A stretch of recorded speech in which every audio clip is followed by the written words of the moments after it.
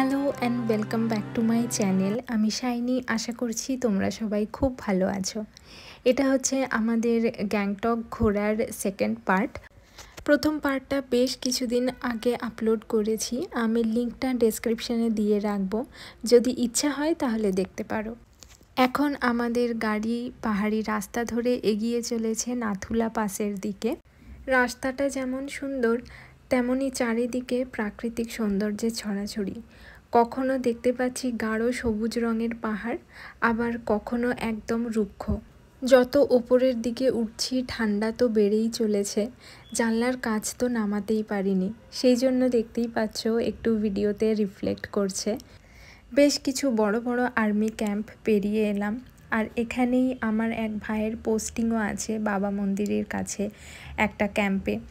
তো ওর সাথে একটু দেখা করলাম, আমারও বেশ ভালো লাগছিল আর সাথে খুব গর্ববোধ হচ্ছিল। এত এক্সট্রিম ওয়েদারের জন্য এখানে জীবনযাত্রা এমনিই কঠিন, তার মধ্যে যারা আর্মিতে আছে দেশ রক্ষার সাথে সাথে তাদের জুতো সেলাই থেকে চণ্ডীপাঠ সবটাই নিজে নিজে করতে হয়। আমাদের ভাগ্য সত্যিই খুব ভালো ছিল যে এই রকম অসাধারণ ঝকঝকে ওয়েদার পেয়েছি। বেশ কিছু বাইকার্স গ্রুপও দেখলাম এখানে, যারা বাইক নিয়ে নাথুলা যাচ্ছে।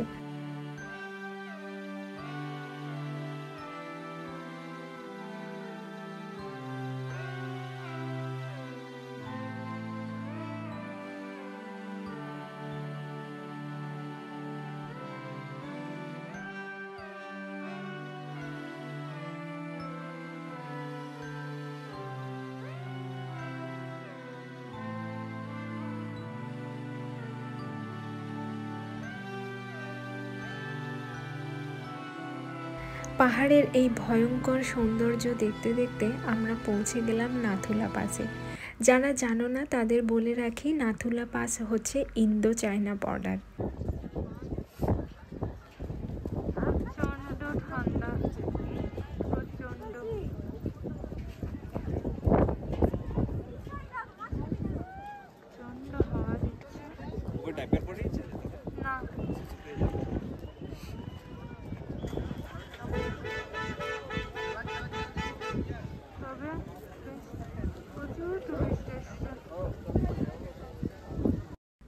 হাওয়ার আওয়াজ শুনেই বুঝতে পারছো নিশ্চয়ই এখানে কীরকম ঠান্ডা হতে পারে। মানে বডিকে অ্যাকাস্টম করতেই আমাদের অনেকটা সময় লেগে গেছে। আর মিশু তো বেশ ছোট, ওরও একটু প্রথম দিকটা অসুবিধা হচ্ছিল। ও হাফ রাস্তা হেঁটে গেছে আর বাকিটা আমি শিবম কোলে নিয়ে নিয়ে উঠেছি। এখানে একটু ব্রিদিং প্রবলেমও হচ্ছিল, এত হাওয়া তার সাথে এরকম একটা এক্সট্রিম ওয়েদার।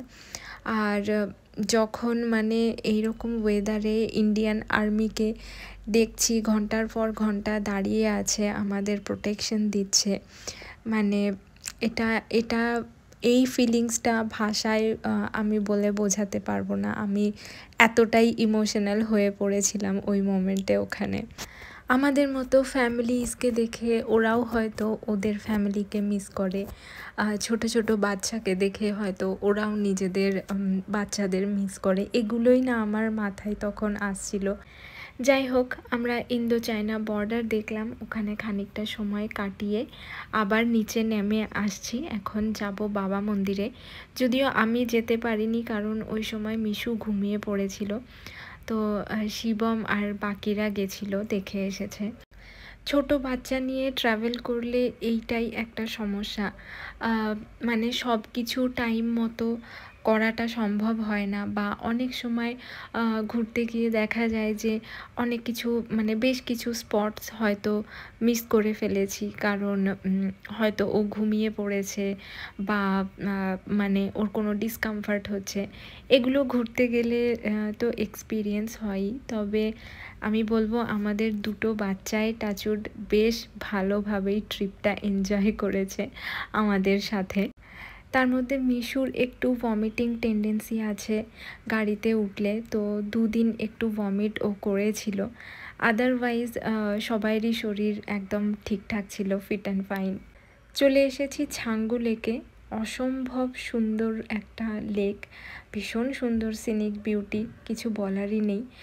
ছাঙ্গু লেকের এখানে খুব একটা ভিডিও আমি করতে পারিনি, কারণ আমার প্রচণ্ড ঠান্ডা লাগছিল। এখানেও মানে লেকের যে হাওয়াটা অসম্ভব ঠান্ডা ছিল, আর মানে দাঁড়াতেও কষ্ট হচ্ছিল, এতটাই ঠান্ডা লাগছিল।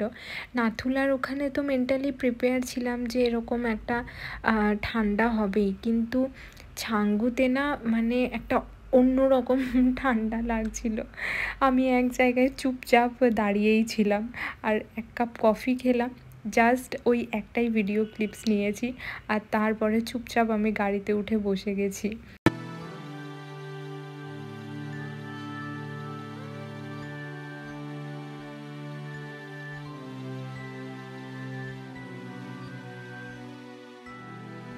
এটা হচ্ছে নেক্সট ডে। আমরা গ্যাংটক ছেড়ে রাবাংলা নামচি হয়ে পেলিংয়ে যাব।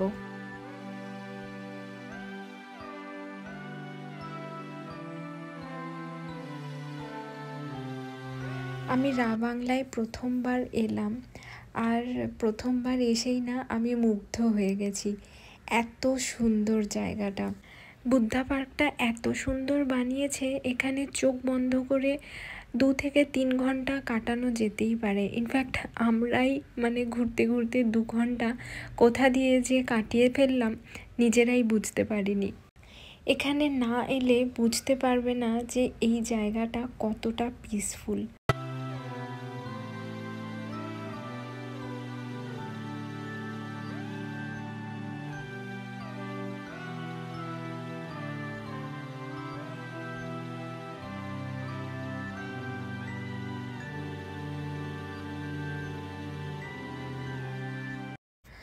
ফটোজ ভিডিওস ক্লিক করে তুমি টায়ার্ড হয়ে যাবে। এখানে প্রতিটা কোণা সুন্দর এই জায়গাটার। আস্তে আস্তে আমরা একদম সামনে চলে এসেছি, আর এই যে দেখতেই পাচ্ছ এক বিশাল বৌদ্ধদেবের মূর্তি। বৌদ্ধ মূর্তিটা এতটাই বিশাল যে আমি পুরোপুরি ভালোভাবে ক্যামেরায় ক্যাপচার করতে পারিনি।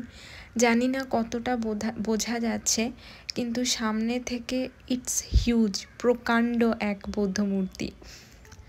ভেতরে গেলাম, ভেতরটাও অসম্ভব সুন্দর। বৌদ্ধ ধর্মের নানান গল্প, নানান কাহিনী ভীষণ সুন্দরভাবে কারুকার্য করা আছে। কোথাও কোথাও অসম্ভব সুন্দর পেন্টিং করা আছে। আমরা সবাই জানি বৌদ্ধিস্ট পেন্টিং কতটা কালারফুল হয় আর কতটা ব্রাইট হয় দেখতে।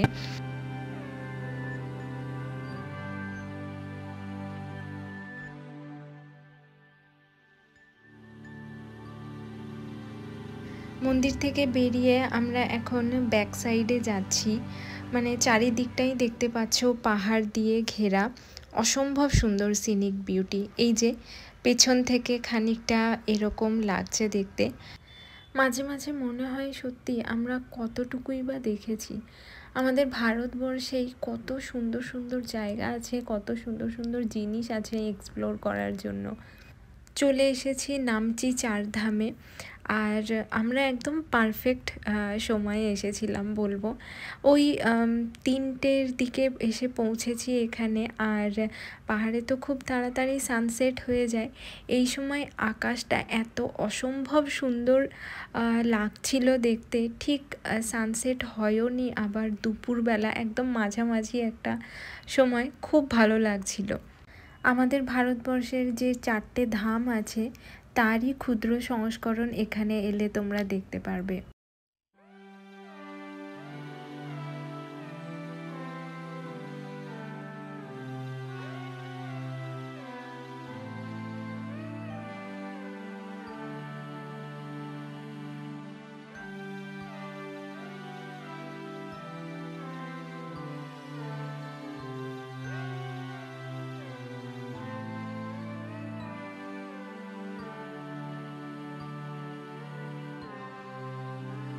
চারধাম দেখা শেষ হলো, এবারে পেলিংয়ের উদ্দেশ্যে রওনা দিলাম। যদিও পেলিং পৌঁছতে সেদিন আমাদের অনেকটাই দেরি হয়ে গেছিলো, কারণ পেলিংয়ের রাস্তা ভীষণ খারাপ। তবে আমাদের যিনি ড্রাইভার ছিলেন ভীষণ ভালো ছিলেন, একদম সেফলি পৌঁছে গেছিলাম।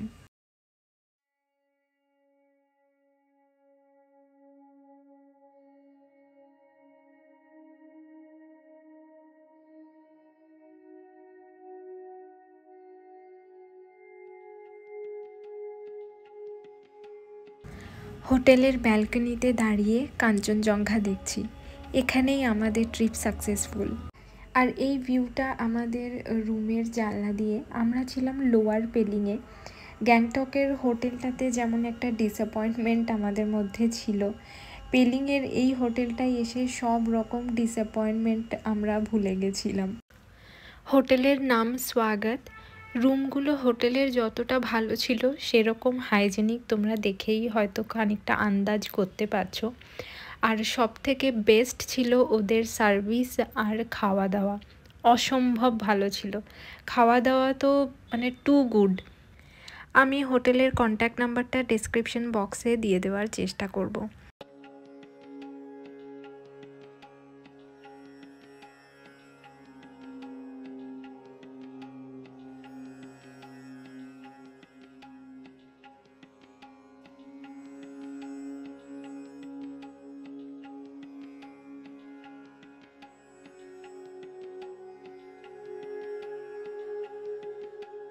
ফ্রেশ হয়ে ব্রেকফাস্ট সেরে আমরা বেরিয়ে পড়েছি। এখন এসেছি আমরা পেলিং স্কাই ওয়াকে।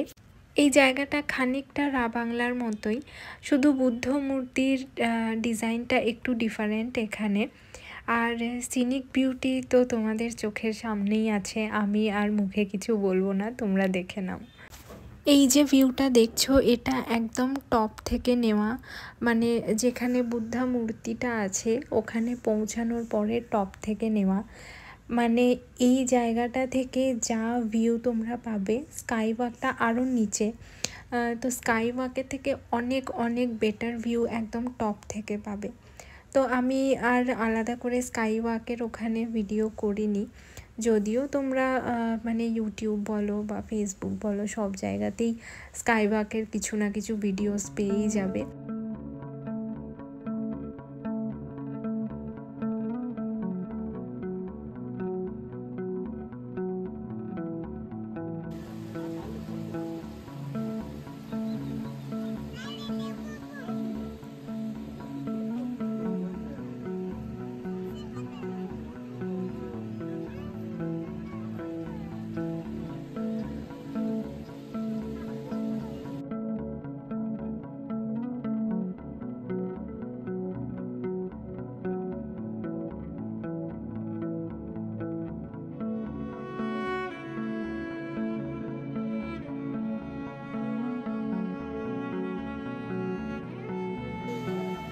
দেখতে পাচ্ছ ফিশগুলো কত বড় বড়? এই যে এখানে বড় বড় ফিশ আছে।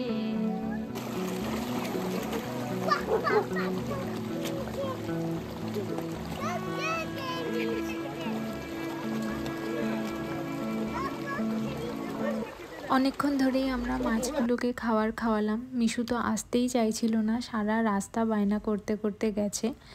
তারপরে ওকে বলা হয়েছে যে ঠিক আছে, ফেরার সময় আরও একবার মাছগুলোকে খাবার খাওয়াবো, তবে গিয়ে চুপ করেছে। দুদিকে জঙ্গল আর মাঝখান দিয়ে রাস্তা বানানো আছে এরকম, মানে রাত্রিবেলায় বা বিকেলের দিকেও এই জায়গাটাতে এলে একটু ভয়ই লাগবে। এখানেও একটা ছোট বুদ্ধা টেম্পল আছে, তো সেখানেও আমরা গেলাম। আর এর অপোজিটে একটা রাস্তা চলে গেছে যেটা দিয়ে একটু টপে যাওয়া যায়, তো ওখান থেকে খেচিপেরি লেকটা দেখা যায়।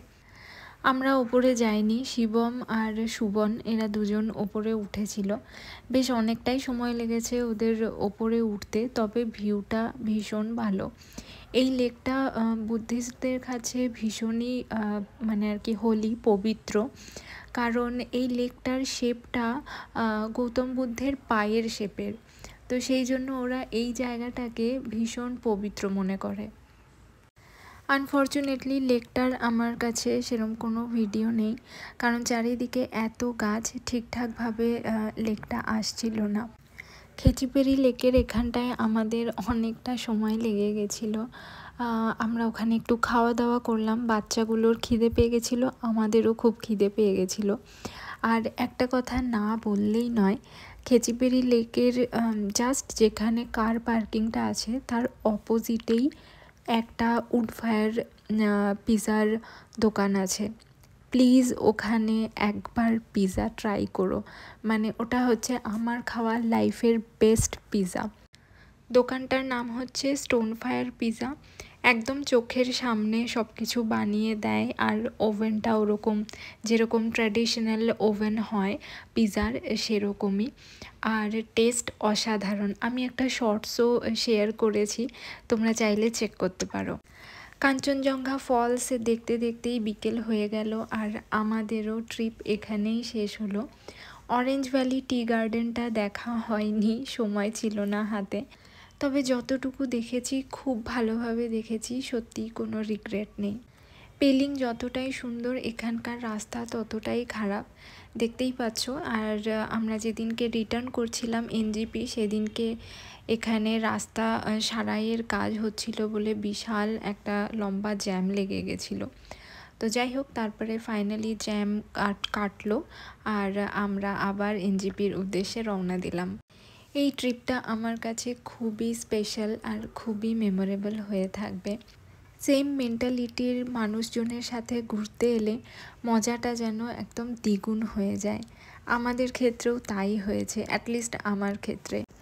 All thanks to my friends and Shivam.